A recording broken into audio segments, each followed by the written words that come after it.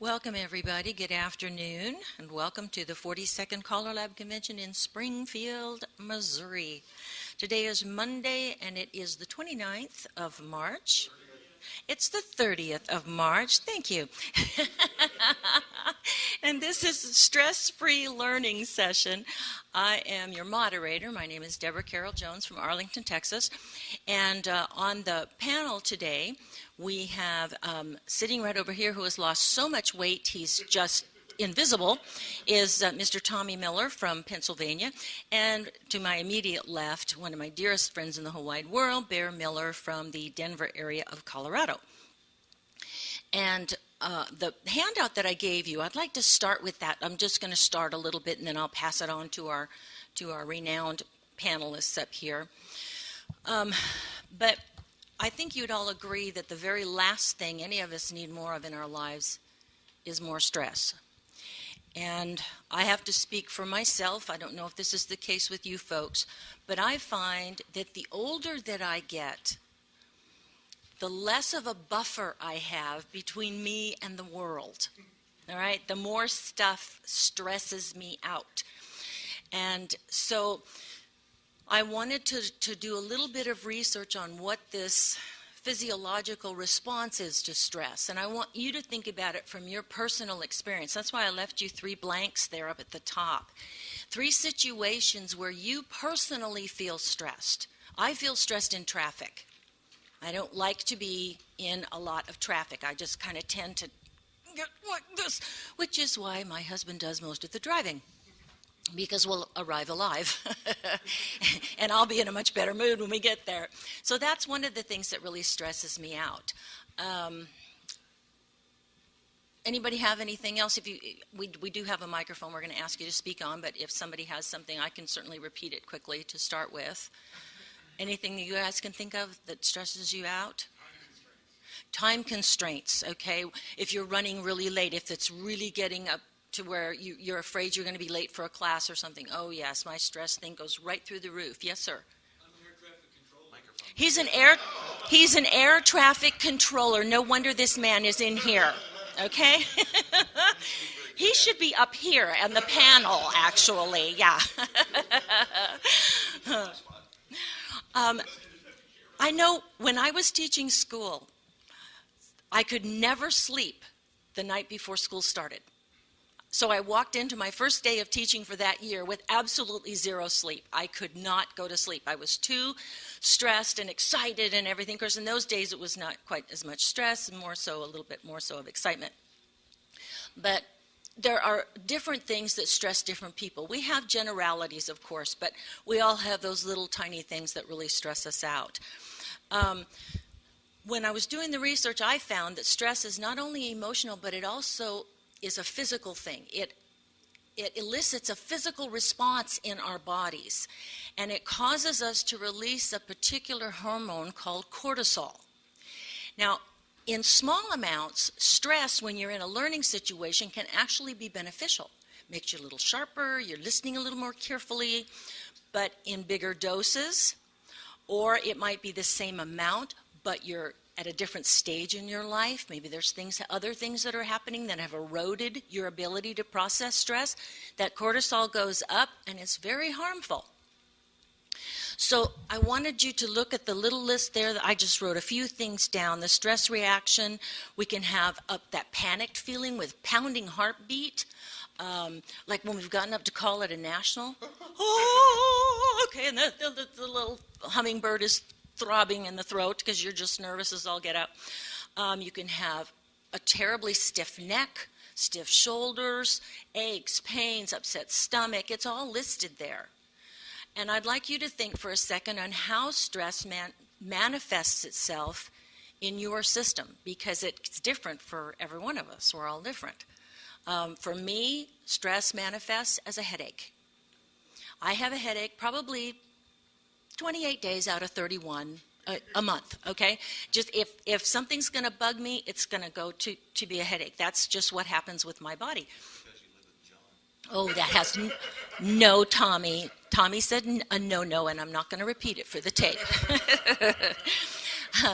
But that's just something that happens for me physically. Anybody else have maybe sometimes you can't eat. Your stomach just gets real upset, or all you want to do is eat, okay? Tom and I don't have a problem. No, you don't have a problem with eating stress. Or some people overeat when they're stressed, okay? I'm an emotional eater. If I'm stressed out, I've got to have something going, in the mouth. That's probably why a lot of people got into the habit of smoking. It was something to do with our hands. So, anyways, stress can manifest in some very negative things for us physically, as well as emotionally. You might find that, you have a tendency to be a little less patient with your spouse, or you have a tendency to be a little less patient with your dancers. And so here we are in this wonderful activity, and our focus for this convention is getting more people in. We've got to get boots on the ground. How can we bring folks in and appeal to everybody? And I didn't think about this until I started looking at this panel and doing this paper. But we have just asked people that maybe we know, hey, come on down and try square dancing. It'll be fun. I promise. You'll have a really, really good time. And so you convince them to come, and what you've just done is invited them to come into what can be a potentially very stressful situation. And we need to be aware of that. I'm much more aware of it now than I was before, and I've got a number of years of calling behind me, and I've figured some of this out. I shared a little story there about my father, because it's one that I share the second night of class, and it talks about stress. And when my father was learning to square dance, Daddy was never the brightest bulb on the string, all right? He started learning at 65 years old. He had never danced in his life. And so he went into this class, and he wasn't in the best of physical health. So I would call him every week, Daddy, how'd your class go? Well, and he'd tell me about it. One night I called, and he said it was horrible. And I said, oh, what happened? He said, well, I couldn't remember anything, and the caller was calling stuff he'd never called before. I'd never heard it before in my life, and he expected us to know it, and I was never where I belonged, and I was always facing the wrong way, and he's going on and on like this, and I'm snickering. And, well, he didn't much appreciate that I was laughing at his distress. And he said, why are you laughing? And I said, well, Daddy, that's normal. Every single person goes through that, through this process of learning to square dance. And he kind of reared back. I could just picture him over the phone. And he said, well, if it's so normal, how come they don't tell us that? Huh? How come we don't tell them that they're going to have a night when things are just going to go bunk and bounce right off of their foreheads? That everything the caller says is going to make no sense whatsoever. That their partner's not going to be where they're supposed to be. Those nights are normal. If that is acknowledged, what a relief. Because if they have one of those nights and that hasn't been acknowledged, what do they think, guys, gals? They think they're the only ones that's not getting it. I'm the stupid one. I'm never going to get this. Why did I even start this in the first place? All those negative tapes start to play. So I want to short circuit that process by telling them this is going to happen. And you just have to kind of deal with it. And then I go on in the paper with some ways to deal with it. But we've got two wonderful panelists up here, and they're going to talk to you about how they deal with it as well. And if there's a little time, I'll tie up what I've got here at the end of the paper. So I'm going to pass it to which of you wants to go first. Bear would like to. So here goes Bear. Thank you, Deborah. Great job.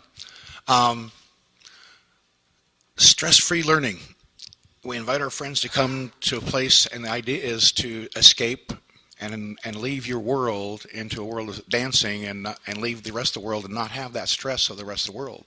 We don't want to create some more.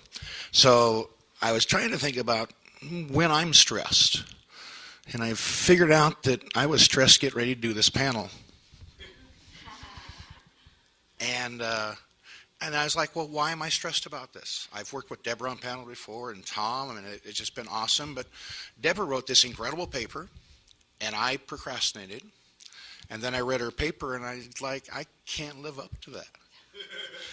It's not going to be a pretty sight. And no pressure. But so I started thinking about some of the things that she had in hers, and some of the ways we kind of disagreed, and some of the things we need to look at.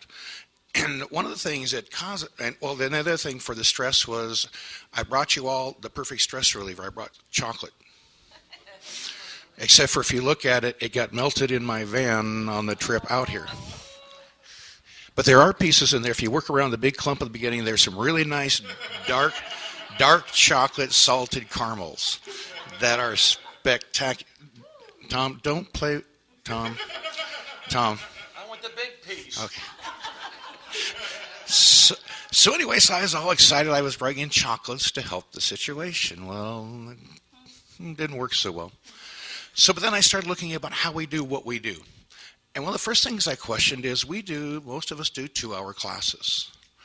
Well, I went on the internet and looked at all different kinds of dancing, Zumba, ballroom dancing, all those things. The maximum was a 75-minute class. Everything else was more in the lines of 45 minutes. A lot of them were at half an hours. And we've got people coming in and do an activity where we think they should be able to accumulate a lot of knowledge, and we expect them to do it for 2 hours. We give them breaks, but we expect it for 2 hours. And what I found over time is that in my 2 hours, and I now don't do 2-hour classes.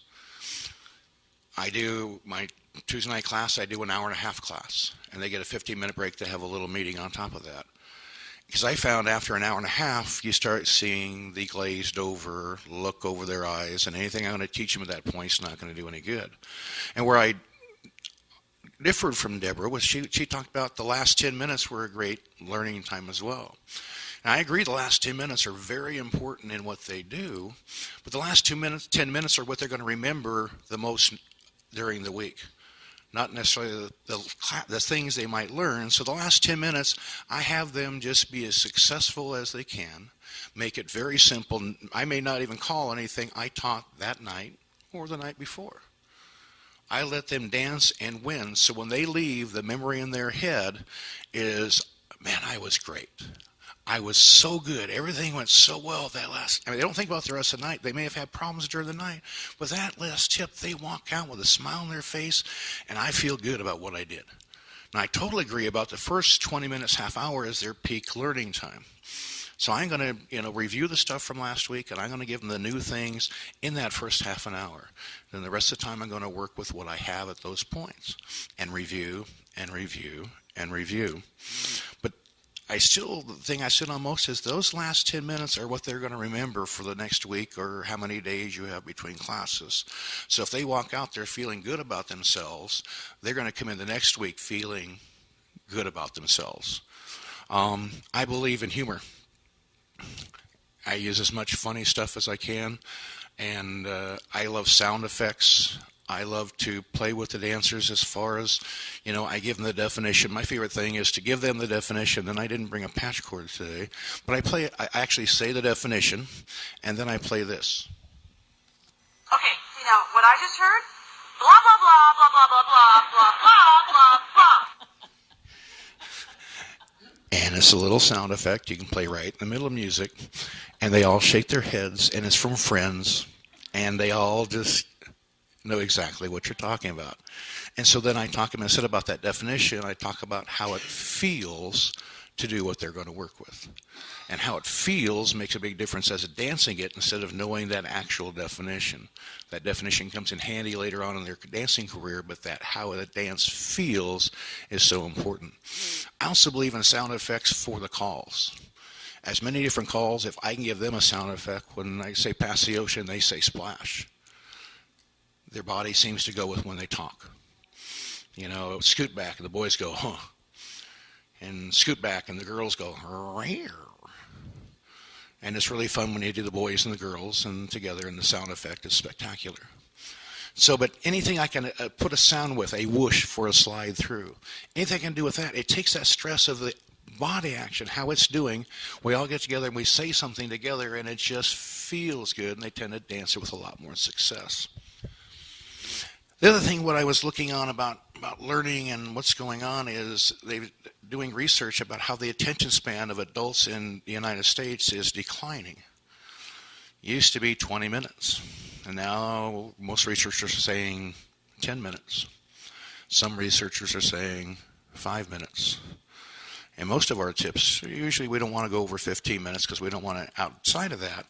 But they also do some research about how you have to catch something in them in the first 8 seconds. And I'm like, I don't do that. I play music, but then I realize the music and how I'm playing, what I'm doing, I'm setting something with that 8 seconds, and it's going to create what we're going to do right then.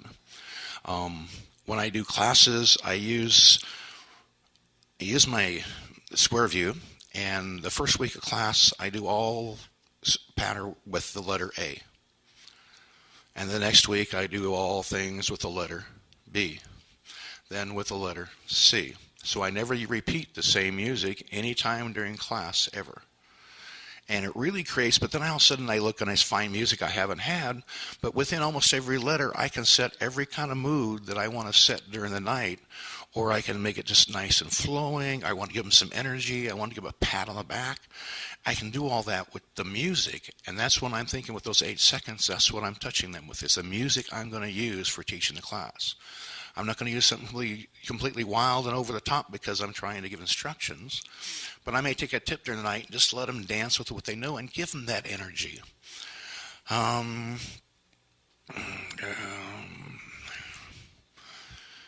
Then the other thing that can be very stressful is, of course, we have the different learning styles. We have people who learn visually. We have people who learn auditorially. They listen. Those are usually our best dancers because we're all talking to them and they're trying to get all their lessons from what we say, and they're having to translate it. The other people are tactile. They have to have hands on. They have to touch them. They have to do it.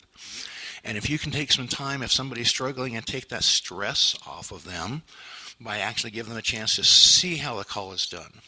Go over and have somebody work with them, or go into it yourself if they're having trouble with a certain turn. Go over and work with themselves. Do a right and left through with them, and have you be the one turning them so they can see how it feels to have it done right. Other people, you just need to have a demonstration in front of them to be able to do. Now, we do our Tuesday night classes. I have one of the best things in the world right now. We have 2 new callers, and they come in the first half hour before class officially starts. Completely optional, and they do walkthroughs on everything from the week before. No music, no nothing, just strictly walkthroughs. But that gives them that translation of going from daily language to square dance language, which is what we have to learn mostly, is the language of what we do, and it gives them that buffer zone.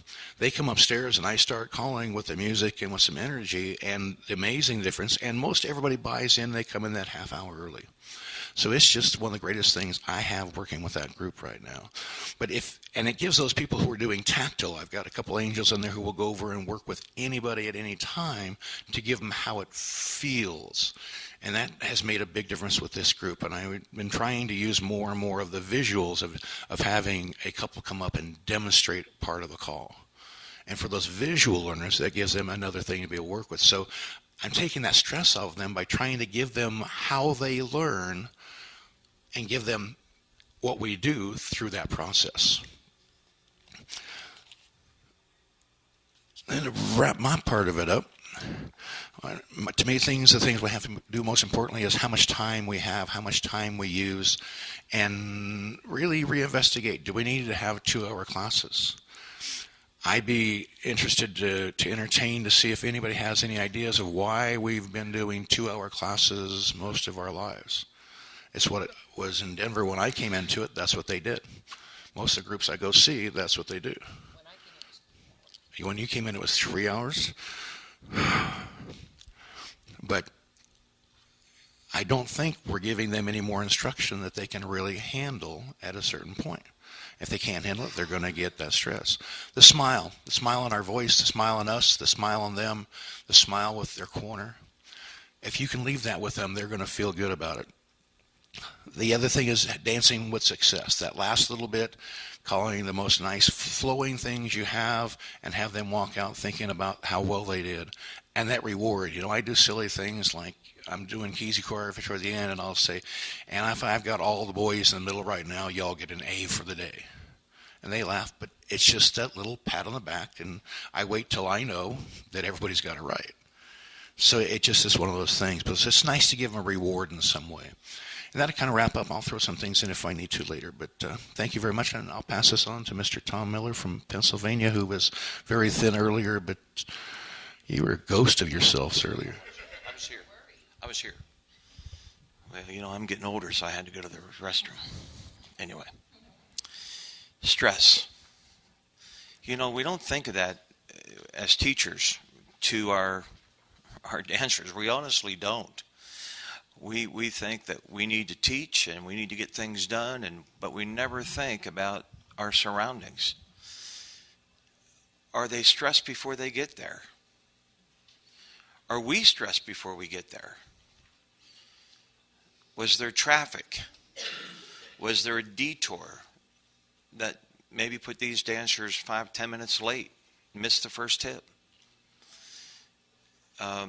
Was there a family, something within their family that made them come late to the dance and stress? So the question that you ask yourself is, are they stressed before they get there? Are you stressed before you get there? Because usually you can tell and determine whether people are stressed or not.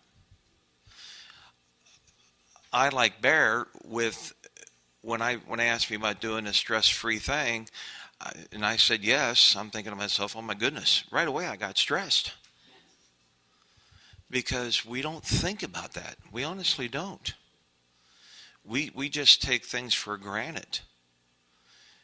And when you're teaching a class or a workshop and you have your dancers and someone makes a mistake, we kind of gear our attention to that person that's making a mistake, and sometimes it gets away from us, and you might have not mentioned their name, but it's very obvious of who you're talking to. And we've just taken their stress level because they haven't been successful, and we made that go higher because now they know who you're talking about.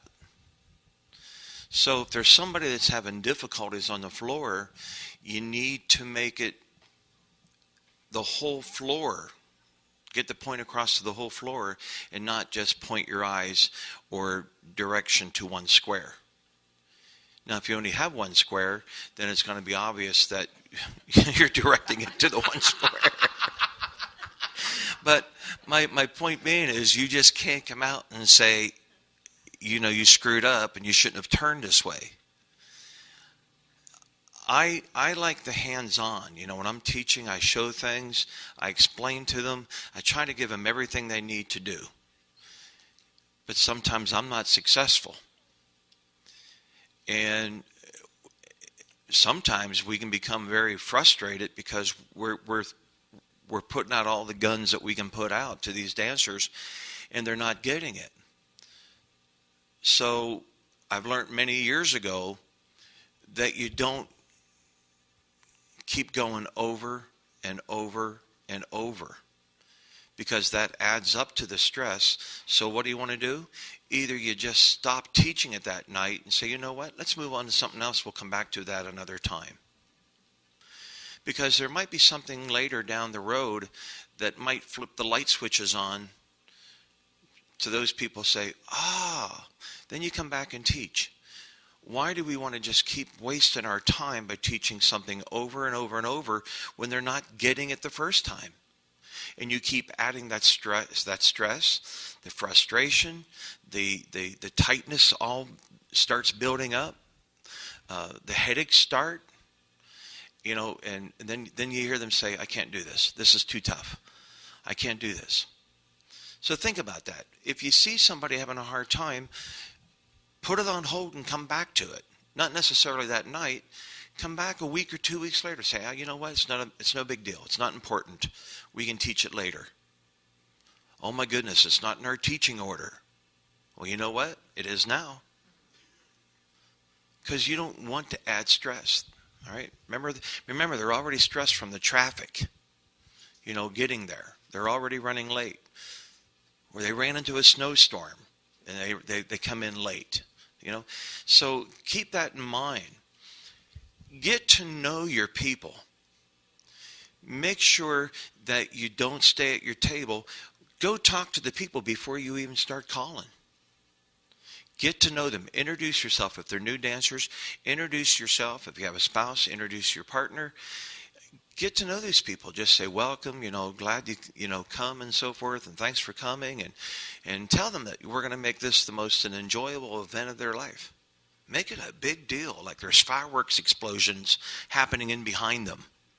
Make them feel like they're wanting an excitement. Talk it up, even before they get into a square or circles or to whatever you need to do. I don't like to talk shop between tips. I don't like to walk over to new people as well as regular square dancers and say, well, how's square dancing going? Talk about something different to get their mind in a different direction. Talk to these people like, how was your day? What do you think about the gas prices?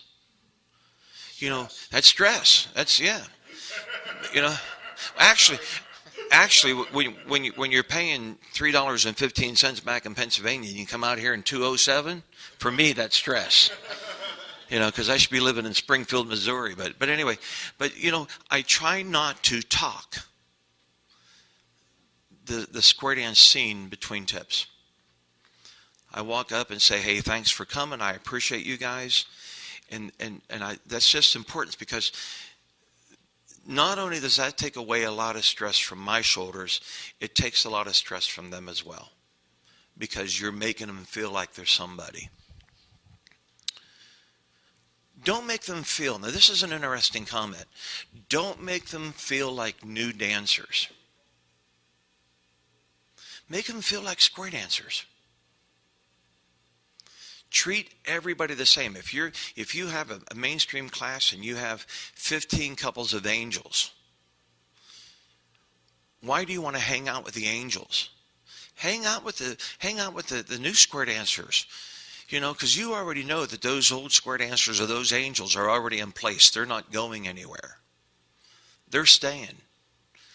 Make the other people feel like that they're part of something, regardless if it's the first night or the last night or whatever it is.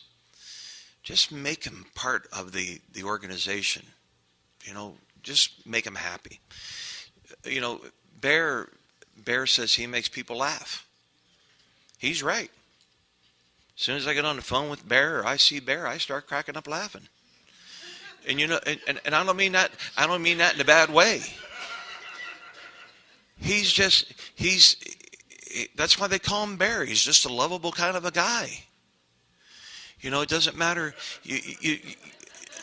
I've seen more guys hug Bear than his wife does. I don't know what the hell that's all about. But I know every time I see Bear, I get a hug.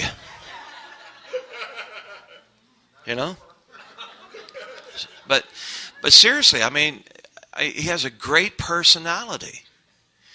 And when you have that kind of a personality,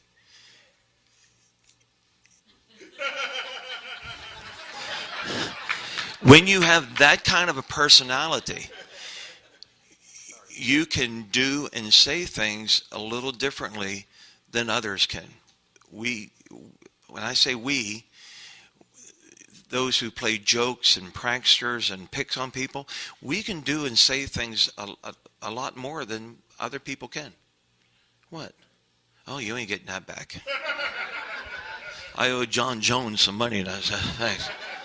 So, but anyway, so he brings to the table a whole new bag of potpourri for newer dancers. He's playing, he's smiling, he's a very approachable guy. Some of us square dance callers, we're not approachable. And because we're not approachable, dancers get really uptight. They're just scared to death. So you know what you need to do? You need to break the ice and approach them. You need to go to them and let them know that it's okay. It's okay for us to be approached. Anyway, you're still not getting your money back. If you see them get out of my pocket. If you see them having difficulties,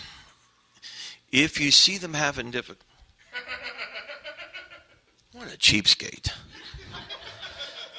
If you see them having difficulties, go up and ask them if there's anything that you can help them with. Whether it's maybe passing out a booklet, maybe a website, maybe they learn. Remember, Bear said people learn differently than others. You know, try to get them to where it's going to be comfortable for them. We're already comfortable. You know, every one of us sitting here think that we're the best teachers in the world when we come to teach our lessons. Just ask us, we'll tell you. Seriously. It's our ego, and it's okay to have an ego. But we can't show these dancers that we think and know more than they do. We have to put these dancers, or we have to come down to their level to make them successful. Praise them after every tip. Tell them how good they did. You know, tell them that, wow, you guys are incredible. Make them feel good. And you always get somebody who says, oh, he wasn't watching our square. And I'll come back and say to them, oh, yes, I was. I was watching your square. And you guys were successful in what you did. You weren't successful all the time, maybe, but that's okay. I don't care. It's a hobby. And that's what we need to remember. This is a hobby for these people. These people aren't coming to lessons to learn to go out and, you know, dance with the stars. All right? We need to have different ways of teaching a call. If something's not clicking for these people, we have to find a different avenue to take to make these dancers successful. Slide through comes to mind. How many times have you see slide through with the boy facing the girl, and all the time the girl turns around, or the boy turns around, or they turn an extra quarter? How many times have you seen that teaching a slide through? Come on, be honest. Everybody has. So what can take away stress, because we continue pounding them, they still do the same turnaround. What can we tell them that they can be successful at, so they can go, as long as it's a boy-girl facing? You tell them it's a star through without any hands. But you need to tell them that now if you're facing the same sex, that rule doesn't apply, because of the rule of turning right for the boys and left for the girls. So you're kind of taking that pressure away from their thinking process. All of a sudden, you'll see the light switch click. The light will come on. Oh, and then you'll hear someone say, why didn't he tell us that from the beginning? Because, see, it's just a teaching tactic that we wait just to see. Now, grant you won't have any of these problems if you're teaching a younger group of people. But if you're teaching an older clientele, this is where your difficulty, and this is where the stress is going to start to come into play. Not only is it going to be stressful for them, but it's going to be very stressful for you. Because here you're telling this person to make a turn right, and he turns left. You're telling her to do a U-turn back, and she doesn't turn around. And the first thing that comes to mind is, did they drive here? How in the heck did they get here to make a right turn, left turn? How does that happen? So I always make a comment. I say, especially let me tell you, the angels are the ones that will make the mistakes and stress the students out or stress me out. So I always tell the angels, I always look at somebody and say, remind me not to ride with you, because I know I'm going to get lost. Let me see here real quick. Bear, I think we covered that. Yeah, if you're having problems, show everybody. And the last thing for me is, if the three of us are on the stage teaching, and if we're having fun, the dancers will have fun. If we show signs of stress because of our own personal lives or what might have happened with my kids or with Deborah's cats or something of that effect or Bear's wife, or guys aren't hugging Bear anymore or something like that, it becomes very stressful. So that will show to the dancers. So you yourself can't be showing any kind of stress to show those dancers that you're uptight. Have fun. Relax. Let me tell you, I guarantee you, I can speak for the three of us, that there's still not a time that we don't get up on the stage and we have butterflies. It doesn't matter what we do in this activity or how well we do it, we still have the nerves and it becomes very stressful. Doing caller schools, doing seminars is very stressful. They're a long week because there's so much information that we got to get out to our students. So we can't show any kind of stressful. We got to be the professionals that we are and get up and do the job and make these people successful. At the end of the day, it's not about the three of us. It's about the dancers. Can I address just a couple of little things Tom touched on I would like to talk about is the stress in us that they can sense. When I'm teaching sometimes, and I always tell the people I have all the patience in the world with my new dancers, I have a really short thing for a lot of my angels. Because when they're the ones making mistakes and the people next to them are following with what they're doing, I have issues. And even though I've taught them, and it's my fault. But you still, and then all of a sudden I listen and I get that little tone in my voice. And I'll tell the dancers, I got that tone, don't I? And they like, mm-hmm. And I say, well, just remember, new dancers, that's not for you. That's for the angels. And I'm not going to name them. But they're going to know. I'm not going to tell you it's the guy wearing the red shirt. The other thing is he's talking about slide through, and I've got some of the calls that people have difficulty with. I always get up and I say, I'm going to teach you one of my most favorite calls now.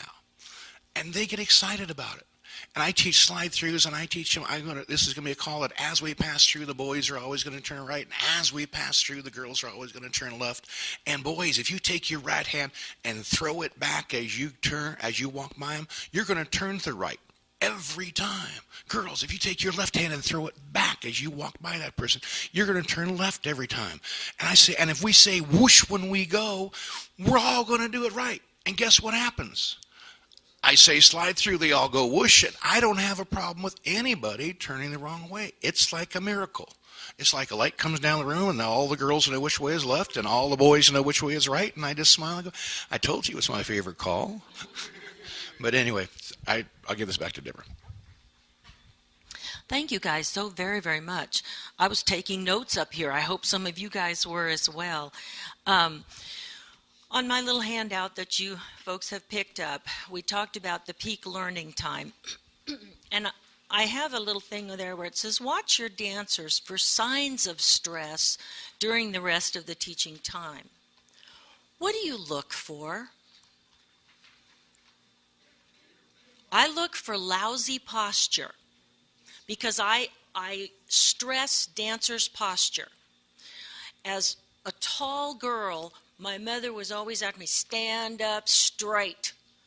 And so I tell them about having dancers' posture when they go out on the floor so they can breathe easier and their body is more centered. It won't be as much work for them to dance. So when the posture begins to go, that tells me that stress is pushing down on these folks. Something's happening out there. So I watch for posture. Of course, there are certain obvious signs, like someone turning around and going, like that. You get some of the things that are very obvious with a look or a grunt or a groan or an expression or something of that nature. Some of my angels will actually raise a hand if they're seeing that something's going on. And I'll say, what's happening? Because I can't, I teach from the floor, so I can't see every square at the same time. And they'll cue me up, oh, can we work on such and such a little bit more? Sure, well, let's go over that again. But I have found that exactly what you were saying about if you have a call that you're teaching and they're not getting it, you reteaching it 75 different ways, they still ain't going to get it. It's not gettable on that night. And the best thing to do is to set it aside and approach it at another time. I've also found something interesting, which disciplined me as an instructor, that I found that, our students come into these classes and they have no idea where we're going. Would you get on a train that you had no idea where it was going? How many of us would do that? We'd want to know where it was headed, would we not? No, come square dancing, okay. And they get in this journey and they have no idea. I ended up in a different place in Germany. Yeah, see, he got on a different route in Germany and got off in the wrong town. So most of us don't really want to take a trip like that. We want to know where we're going.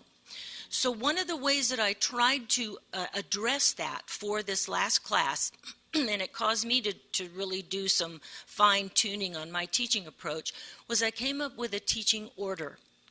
The calls that I'm going to teach on what night, and they're all listed there. Every person gets this teaching order. The last 3 weeks of the class, there's nothing there, because I have to leave myself some slop room. You know what I mean? If that call isn't going to get it tonight, we're going to have to do it next week, and then some things may have to be shifted around. But at least they have a general plan.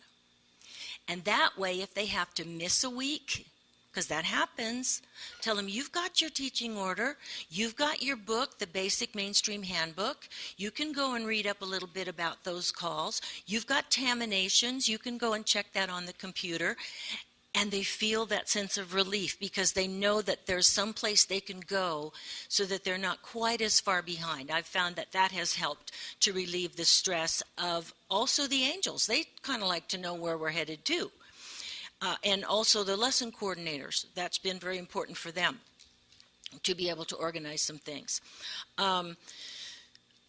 If I see that the dancers are having one of those nights or it's one of those tips, I have stopped them. Have you ever heard of the term an Etch-a-Sketch moment? We have to have it, just stop. Okay, stop, everybody, stop. Everybody look up here. We're going to have an Etch-a-Sketch moment. Now, most people know what an Etch-a-Sketch is, but they don't know what I'm talking about. And I say, okay, here's what you do, all right? Bend over a little bit at the waist and go like this. Okay, we just cleared the Etch-a-Sketch, all right? All that stuff that was on there, gone, okay? And you get that little grin and people are, all of a sudden the stress is lifted because laughter will lift the stress.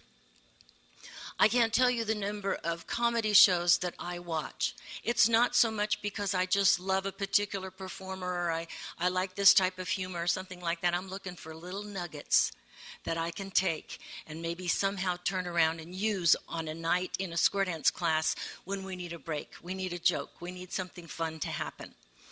I'll give you a little example. I don't know why this thought occurred to me, but I was giving a talk and I said, folks, let's just take a break.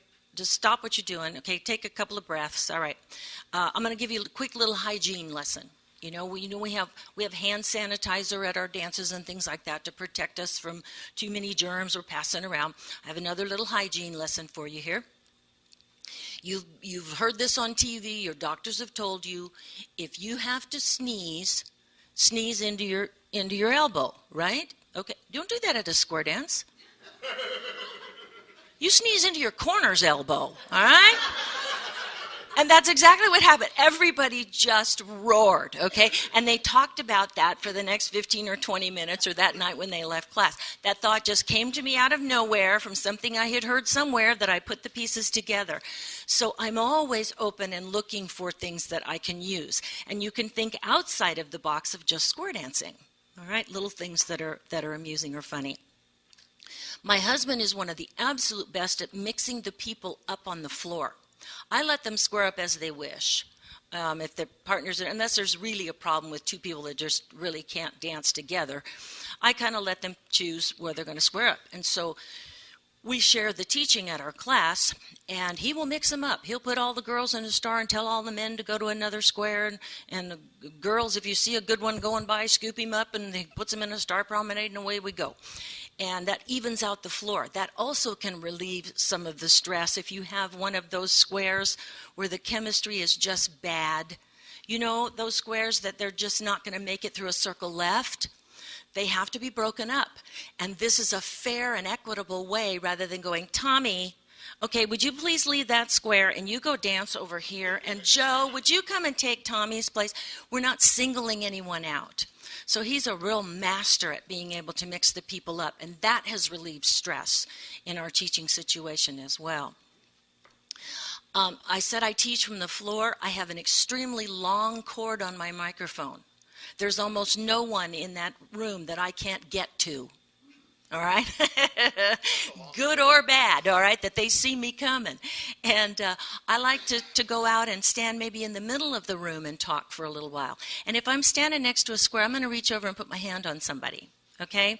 And just, yeah, and this is kind of usually what happens. The lady will kind of lean in, or the guy will. And a touch can mean a huge difference. I use touch a lot. And I also use the threat of violence. That also helps. Stop it. Threat, not actual. Or I'll tell them, Mama spank. Because I refer to myself as mother or mom, you know. Half of them call me that. And and they get a bang out of that. So some little, thing like this, or John will tell them, he'll say something, and they're all out there looking at me. He says, say yes, John. And they're all going, yes, John. And I yell, jawohl, Herr Kommandant.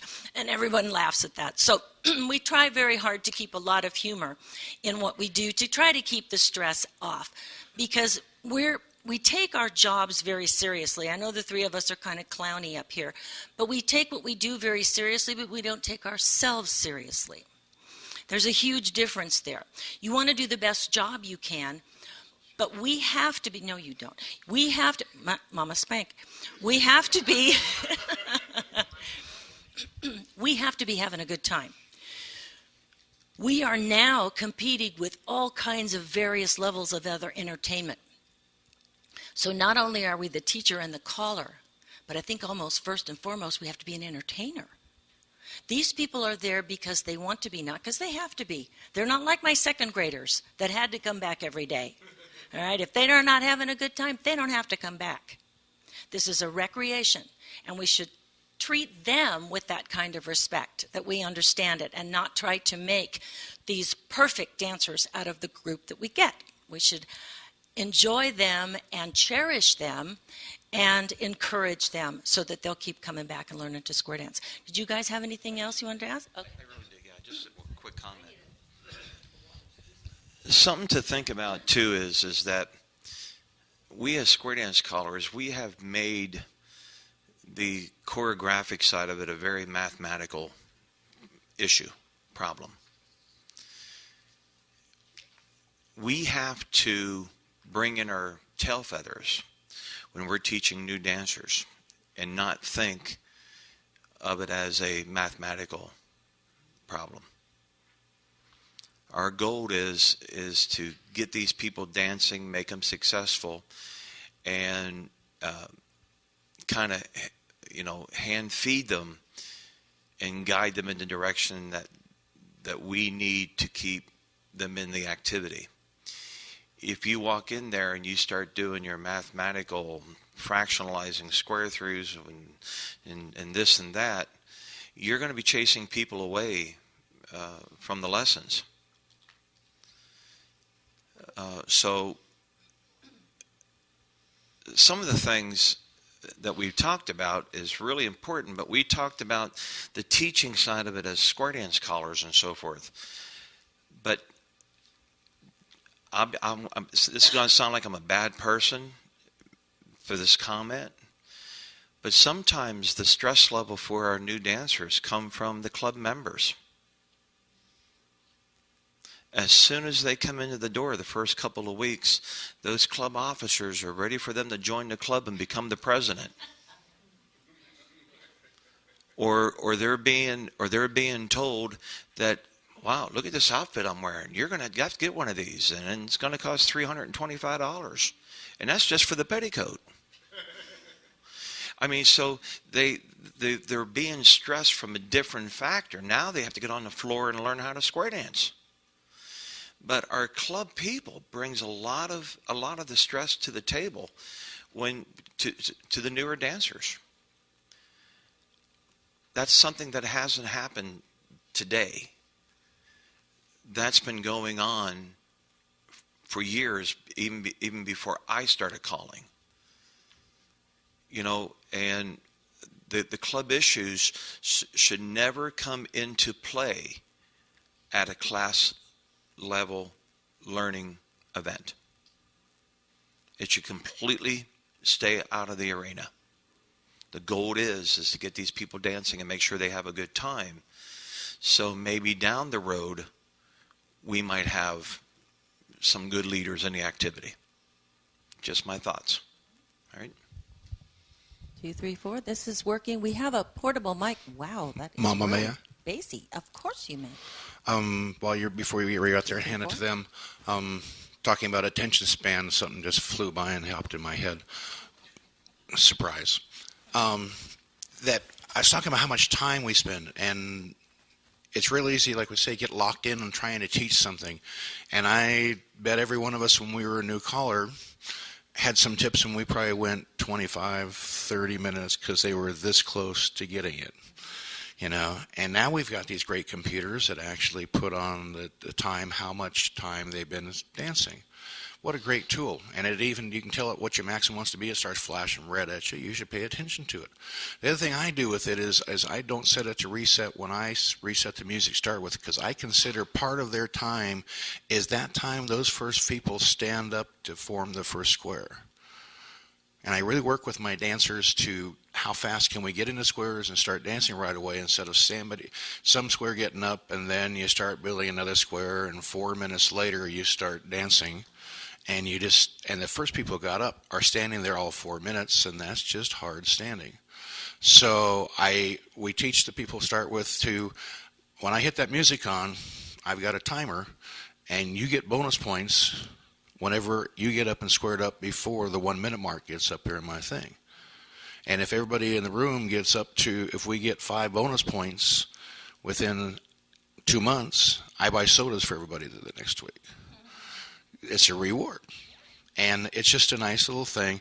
But I really believe in counting that time from the time you turn on the music to the time the tip ends, because those people are just standing there as well.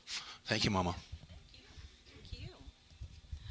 We have a portable microphone, and we have John who's got the portable microphone. If any of you have anything that you have done or that has helped you to take some of the stress out of the learning, we can't take it all out, because like I said, a little bit is good. It makes us a little bit sharper. But too much of it, and we end up hitting that wall. And people are not going to continue to come back every Tuesday night to hit a wall. They'll stay home. So how have you guys done things, or do you have questions for our illustrious panel up here? So, and the button needs to be pushed on the microphone. State your name and where you're from, please. David McKinnon from Springfield, Missouri. I actually do have a question. I think some of the most stress is when you have that dancer that is falling rapidly behind the rest of the class. They're going to get in the square, and yet everybody, the whole dance floor, pretty much has to go at the speed of that one dancer. How do you handle that?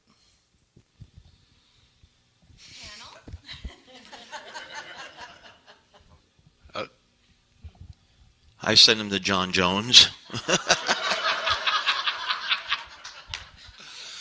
And I shoot him. Actually, we've handled it in a couple different ways. We run a different system for one of the classes we do in Denver now called The Nest.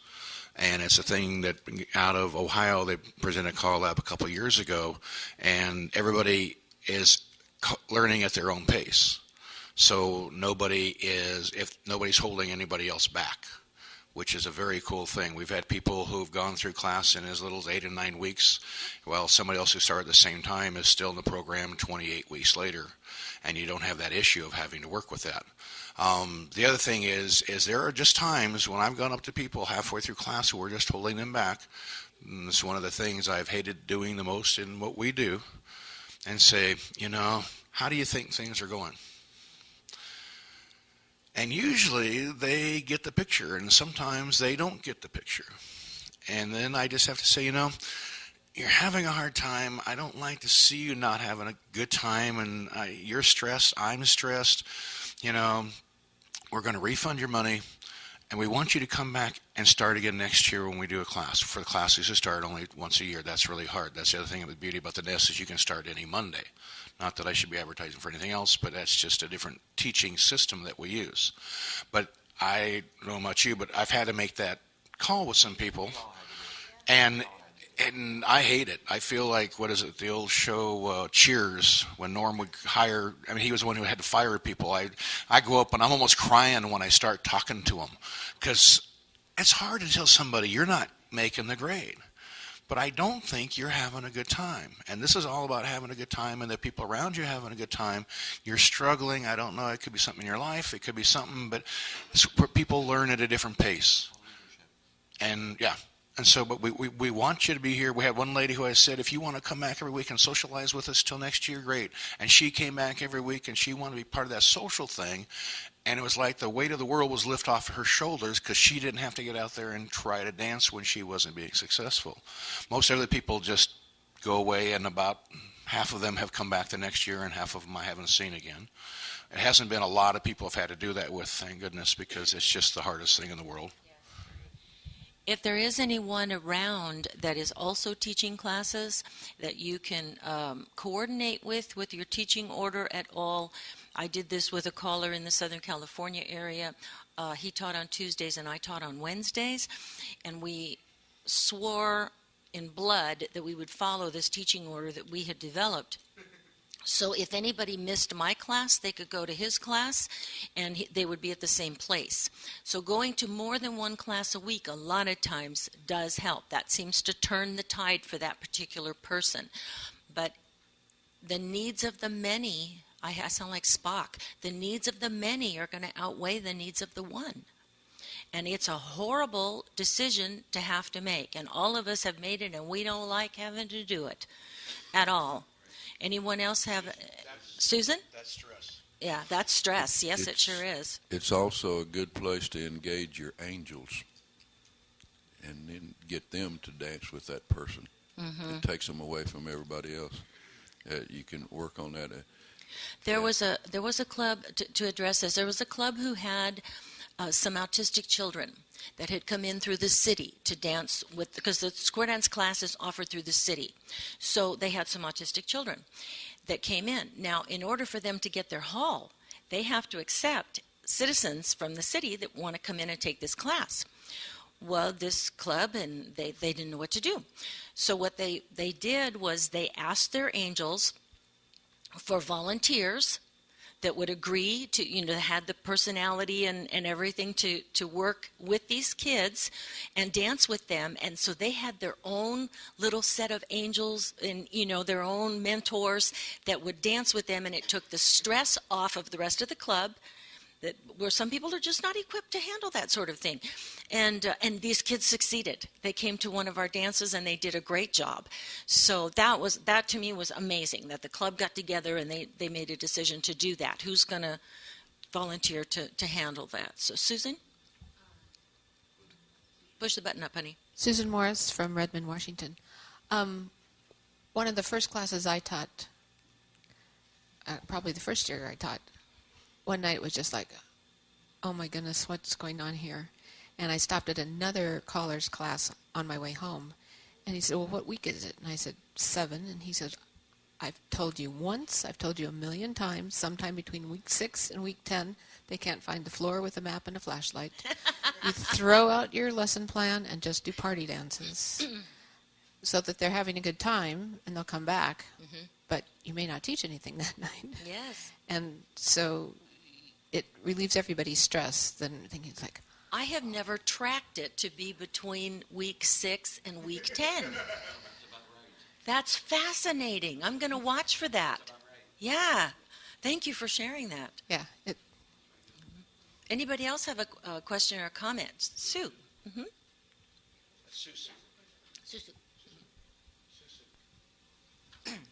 Sue. Delary, Salina, Kansas. It's more a comment of what I've experienced. Oh, good. We were having our lessons when we had lessons at the senior center. It was the right price, free. Mm-hmm. And they advertised it. So one night we had a gentleman show up. You know, he comes in, he's got a walking stick and everything, and he's sitting there and he's watching, and we talked to him. He said, well, I saw this, and so I thought I'd come check it out. Came back every week. Started coming to our dances. So then he says, I'm going to talk to a few ladies and see if I can find myself a partner. Well, when we started lessons again in the fall, he came. He had no partner. I said, couldn't find nobody? He says, nope, but I'm working on it. So he steadily came. One week he showed up with the pregnant gal, and I said, I don't think that's the right partner. Another week he said she had to talk to her husband. I said, okay, Gary, you just do what you got to do. And he was a very slow learner and had problems. Well, one night he got to talking to us. He says, I can't hear very well. Okay. So we talk it over, and I thought we had already knew I was going to purchase a hearing enhancement system. He just moved it up a few years. So we got the hearing enhancement for him, and he loved it, and he could hear. He was happy. Then, of course, his health became an issue. He got slower. Of course, I had angels that did not want to dance with him.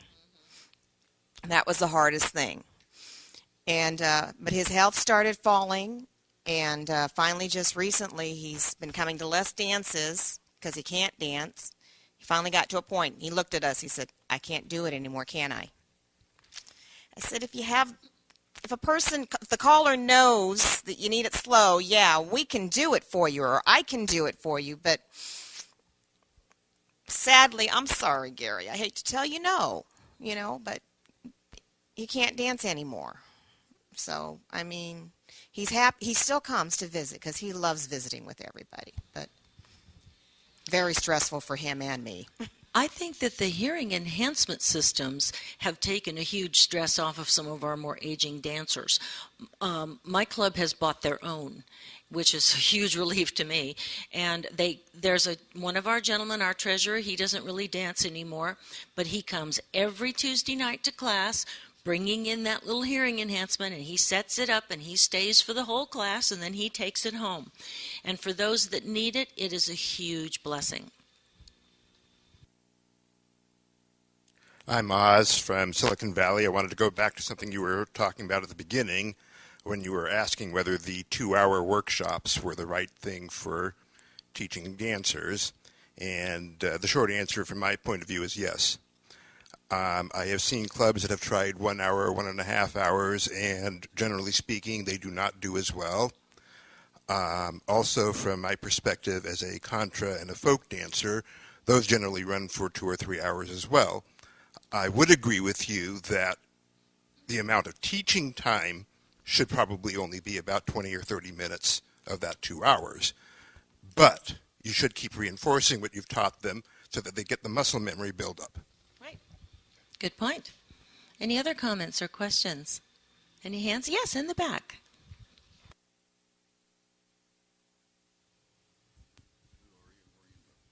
I'm Beth Foster from Fairfield, Iowa, and I had a chance last fall to do lessons with Al Monte in Vermont.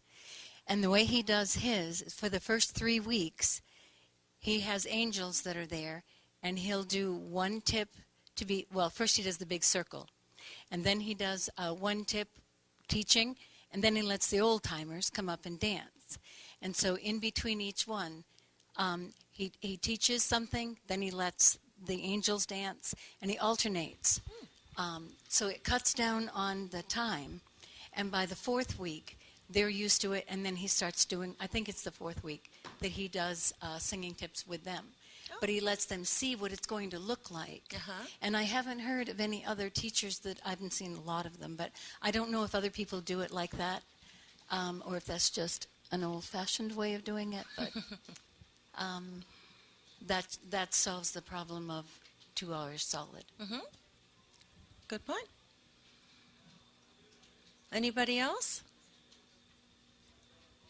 How about a nice hand for our panel up here, Tommy Miller and Bear Miller, the Miller boys. And it's, thank you, and it's been our pleasure to be together. Yes?